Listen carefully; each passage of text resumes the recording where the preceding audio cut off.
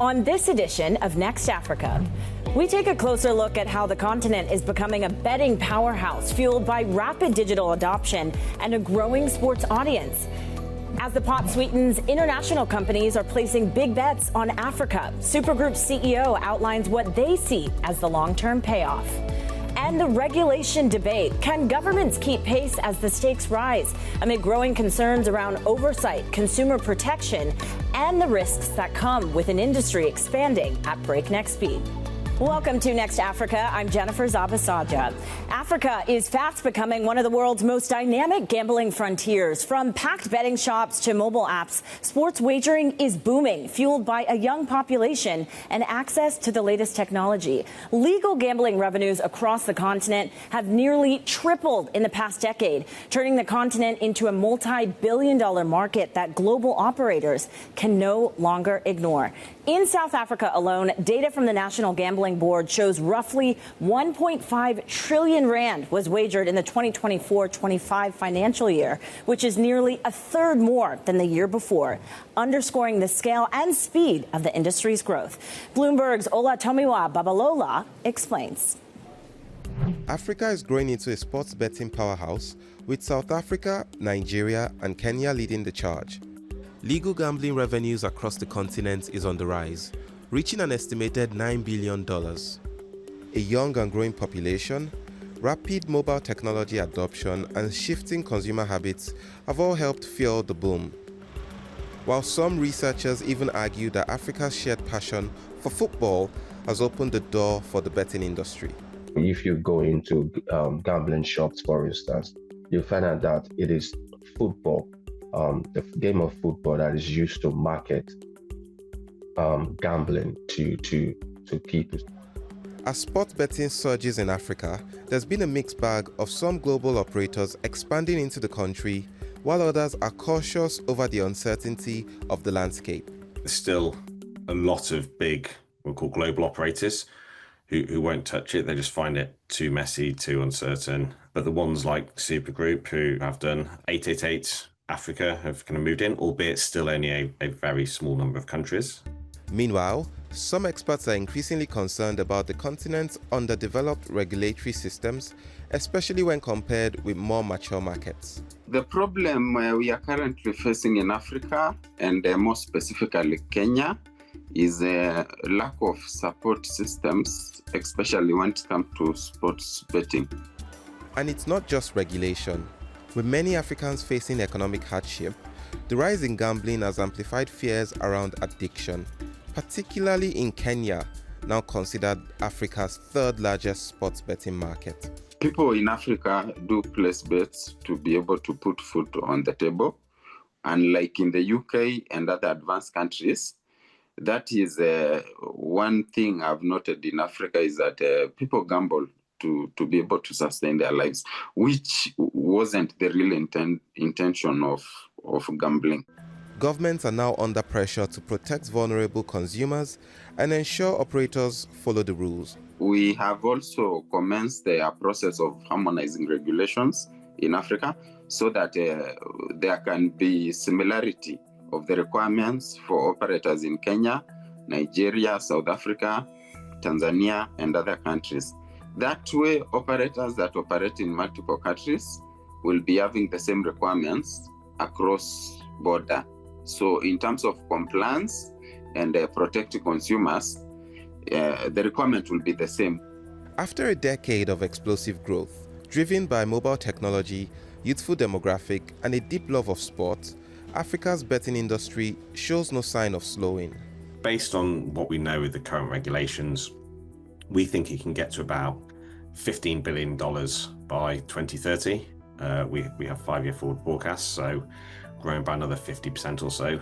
As Africa's sports gambling market continues to grow, the true test of sustainability will be whether various governments can strike the right balance between embracing economic opportunities while shielding citizens from the risks of problem gambling. And for more, we're now joined by Bloomberg's senior Africa reporter, that's Loni Prinsloo, who's also been digging into the story for us. Loni, talk to us about what's behind the recent growth in the gambling industry based on some of the reporting that you and the team have done. Hi, Jen. Yeah, so as we're seeing basically breakneck growth in the gambling industry in Africa, specifically South Africa, that's making up about 80% of the gambling revenues on the continent. We're seeing, as I said, it's growing by a third every year, mostly through online gambling. So online gambling is now making up 70% of the revenues when it comes to overall gambling. And what is making this growth happen? Basically, it's because of access. So you have a mobile phone in your pocket. Basically, that means that you have the casino in your pocket. You can, there's no big barriers to entry. You don't have to have large sums of money. You don't have to travel to a casino. And then secondly, it's regulation. The regulation on online gambling in South Africa is still very limited. The last time we've seen an amendment to regulation in the country is 10 years ago, so like more than a decade ago. Not for a lack of trying, there's been a few attempts to try and get more regulation in, but it's not happened to date. We are seeing a few movements actually currently now that we'll speak about a bit more. Yeah, I do want to get to the regulation aspect of it, but just want to talk about, I mean, just the fact that we are seeing growth at breakneck speed sort of makes sense why we're seeing so many big industry players pushing into the continent. What are we seeing? What are some of the names that have stood out to you? Well, it's the biggest names around, Jen. We've seen Super Group leave a very lucrative industry in the US because of extra regulation, extra taxes. And then coming to South Africa, and within a short amount of time, South Africa became its biggest market. So, I mean, that is one of the bigger players that have Betway as a brand. We're seeing Filipino companies eyeing South Africa. DigiPass is apparently coming or trying to get in to South Africa this year. So, yeah, basically, some of the biggest betting companies are looking at South Africa. Once here, the growth is quite rapid. Quite rapid, and also, as you mentioned, in your pocket, which would make regulating this even more difficult. You mentioned some of the challenges that regulators and politicians have had on it. Walk us through maybe some of the instances where we've seen success and potentially where there's some room for improvement.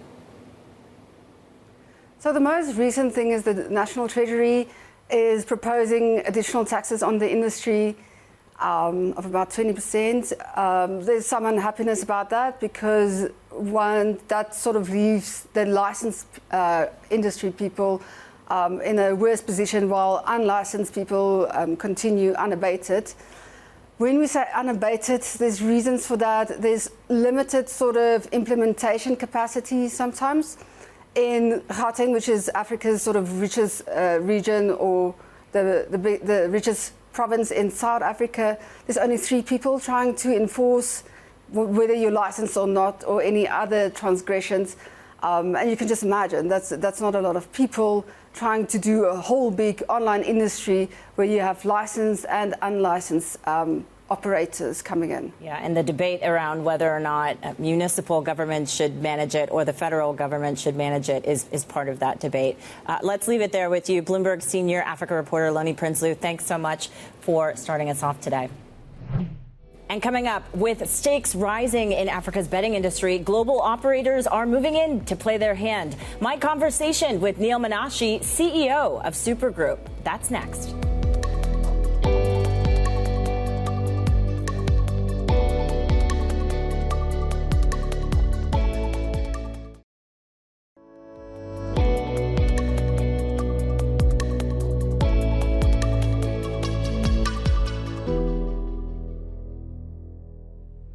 Welcome back to Next Africa. I'm Jennifer Zabasajja. Global betting companies are increasingly looking to secure a foothold in Africa's fast-growing gambling market.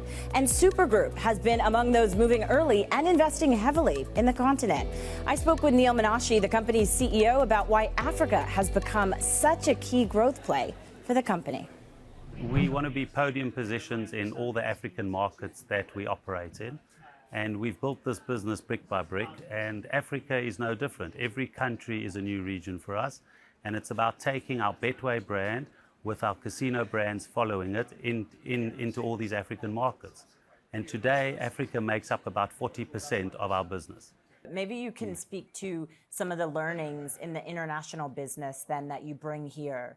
And even in the U.S., which you recently exited, what are some of those things that you've sort of incorporated into the business here?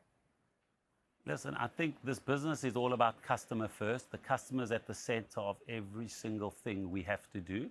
And then and it's all about the product, around the localization of a product. Then it's the payment mechanisms.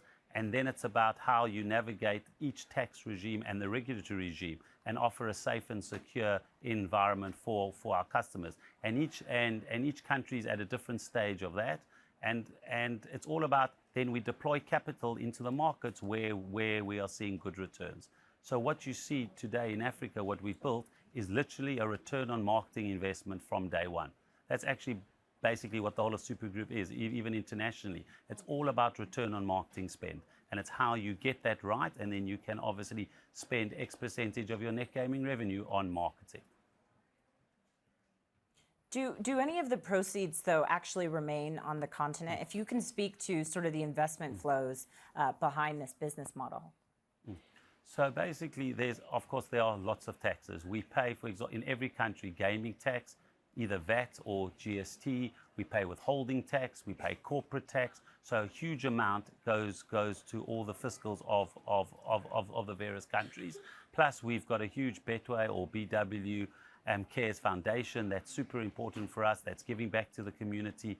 So literally, the whole ecosystem is all about us giving back, and of course the governments, or in some cases the provinces of the countries we operate in, getting their share of their tax revenues. So a lot, and most importantly, we employ lots of people. In South Africa, we employ over 2,000 people. In Ghana, we've got people. In Nigeria, in all our African markets. So it's all about the supply chain that comes with operating in these markets. When you talk about the ideal tax levels, what is it that you're looking for? The problem we've got as an industry is when the government's overtax, and let's say they tax at 30 or 40% of net gaming revenue, what happens is it starts making it uneconomical for the regulated operators like ourselves. And then the customers land up going to the black market, and the black market don't pay tax, do whatever, and there's no customer, there's no responsible gaming, and the fiscals of these governments don't collect any money. So it's finding a balance between overtaxing and then not regulating. But we see that across the world. So then have you figured out then what that ideal sweet spot is? Is there a market that you're saying this is working optimally? Yes, I think that's anything from 15 to 25% of your net gaming revenue paid on tax is probably the right number. And when you start going above that, the metrics start becoming a bit more complicated for lots of the operators. It's all about the cost efficiencies that we can bring from one market to other markets. So if you're just operating in one market, your cost efficiencies aren't as good as if you can obviously spread it over many markets. So it sounds like then potentially there's more markets on the pipeline that you'd like to add. Yes, absolutely. We've always got a huge pipeline in Africa, especially there. It's more now about really navigating those government regs of how you have to set up your businesses in those markets, what their tax rates are. We work with the governments in each of the markets we're in and try and get a fair and reasonable tax rate. And if we can't, well, then we don't operate there. I wonder, just on the regulation front, there still is, there's little oversight when we talk about here, at least in South Africa. What are some of those discussions that you have with government? Because ultimately that does affect the business and who decides to go in the regulated market or the black market. Yes. So in South Africa is a bit different. Funny enough, it's almost gone a similar way to how America went and how Canada went. It's done on the provincial level, not on the country level. So it's the provinces have regulated. So we obviously deal with all the gaming regulators in each of the provinces. Similar the same way in Canada, we deal with Ontario regulator, or when we're in America, it was the New Jersey regulator. So for us, it's super important to engage as an industry as a whole with the regulators to make sure that it's regulated in a fair way for everyone. And I think that's really, really important. It's when it's not regulated in a fair way for everyone, and then you don't go after the black operators in these markets, is where you get an uneven playing field, and where ultimately the tax money is then leaving the country. When we look at some of the unlicensed competitors that already exist here in South Africa, I wonder how you think about them as potentially getting in the way of your expansion plans. Do you think about that? The truth is we have them all over the world, and that's really where we work with the regulators to try help us regulate them or force them to shut down. But actually, when you build a business at scale, you have to be regulated. It's not possible to build a big business, especially with the banking restrictions and everything, because basically what they are all doing, these black operators, is fundamentally operating illegally across the country. If we think about the business in 5 years on the continent, Neal, what does that look like? I think you'll definitely have a lot more countries open. I would hope that the framework in the countries we operate is economical for everyone, for all the operators. And I think for Super Group, we would want to be in podium positions in all the markets we're in. I think we've got the team, we've got a dedicated team of over 1,200 people. We are able to deliver at scale. And Africa is a very important part of the Super Group story. Remember, today currently makes up about 40% of our revenues, but I would like to see international and Africa growing together. Coming up, as millions of dollars pour into Africa's betting market, regulation is struggling to keep pace. After the break, why lawmakers warn the risks may now outweigh the rewards.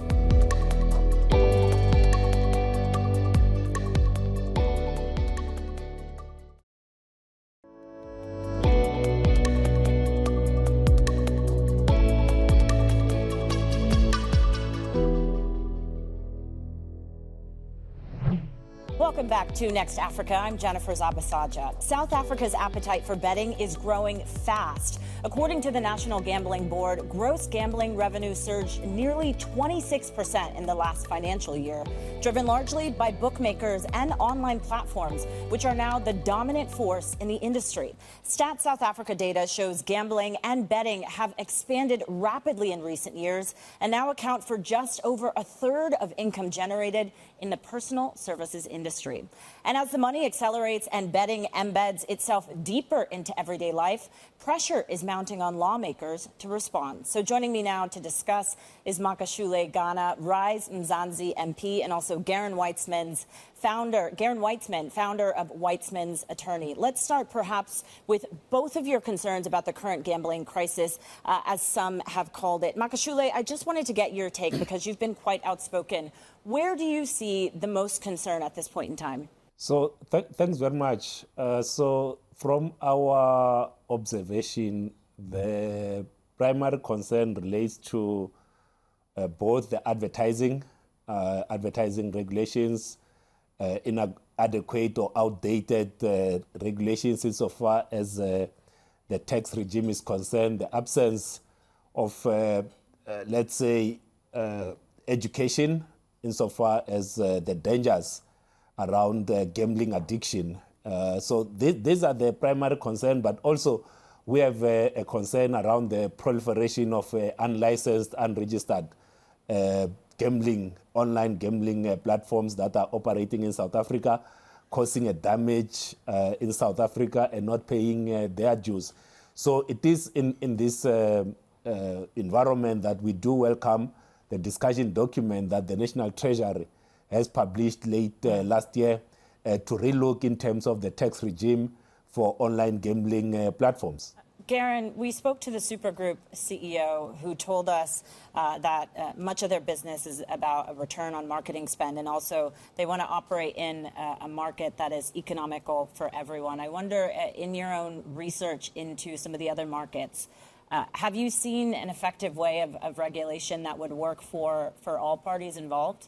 The best thing, I suppose, one can be looking at, of course, at the end of the day, is a well-balanced approach to regulation. And why do I say that? Well, I think that a well-balanced approach to regulation means that the vast majority of industry participants are adequately protected, and that includes regulated parties, not just the players, as well as the state interests that are at play.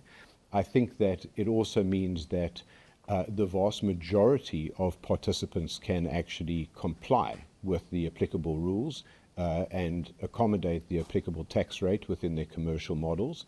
I also think that it means that some won't be able to do so, but the vast majority of people should. And that's good regulation and that's good law. The greater concern, of course, is that when you take a highly regulated industry already, you know, the question is, where's the problem? Is the problem with the regulated industry? Is the problem with the unregulated industry? What we do see, and the empirical evidence is showing this, is that in countries that have over-regulated, and what I mean by, and I'll get to what I mean by over-regulated, there has been a concurrent increase in what we see to be a drive towards the unregulated market. And that, to me, is a greater concern. To me, the best solution to keeping out the unregulated market is to have a healthy, well-functioning, well-regulated local market, which players can go to safely, where the rules are clear, and where, as I say, there's adequate protection and policy that's being created for that deals with all stakeholder concerns. Makashule, your response to that? So one of the things that I will agree with Darren is that we need to clamp down on unlicensed operators, online operators in South Africa. There's no doubt about it. That's why it's part of my 7-point reform plan.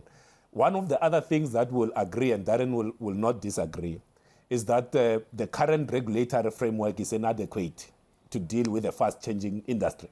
So we need a regulatory framework that keeps up with the changes in the industry, because the current regulation it's inadequate. So you cannot have a situation where you've got an operator that operates nationally, but the revenue only goes to a licensing authority. That's not the best way of regulation. So what we support as Rise Mzansi, it's a responsible operation, responsible regulation, and responsible gambling on the part of the players, a player protection to ensure that even those that fall into the unfortunate gets addicted, because gambling addiction is a public health concern.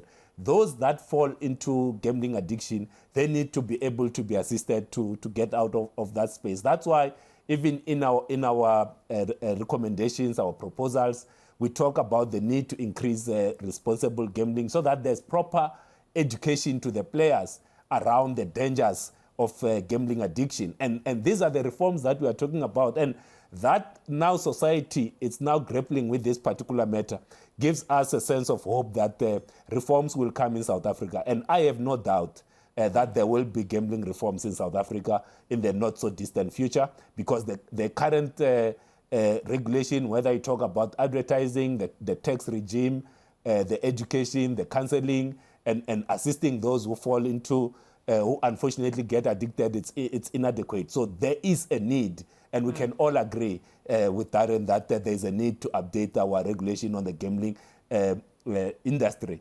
The current situation cannot stay as it is for long. It's unsustainable for the industry as a whole. And that's Next Africa for this month. But don't forget our weekly podcast for more of what's happening across the continent, available on Apple, Spotify, and wherever you usually get your podcasts. You can also subscribe to our bi-weekly Next Africa newsletter, available on the terminal and website for even more reporting from the Bloomberg team. I'm Jennifer Zabasajja. See you next time.